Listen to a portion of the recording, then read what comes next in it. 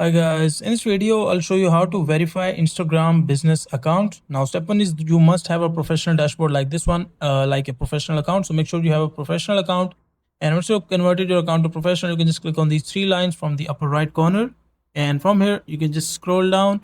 And for professionals, this is basically the professional dashboard if your account is professional. So inside the for professionals, you can see insights, meta verified, scheduled content, and last one is creator tools and control. Just click on creator tools and controls and scroll to the end, and you can see the last option is request verification. Just click on request verification, and once you click on request verification, as you can see, like this is basically subscribe to meta verified. The verification basically you must start or you must be subscribed to the meta verified, and once you click on it, as you can see, confirm authenticity. You can the username, account, full name, make sure to enter your full name, which is the real information. Document type, select it, either passport, driving license, ID card, bill, or any other article. Just add it. Notability, select it, and like select whatever your category is. Let's say I want to go with global business. Select the country or region. I'm just setting random options.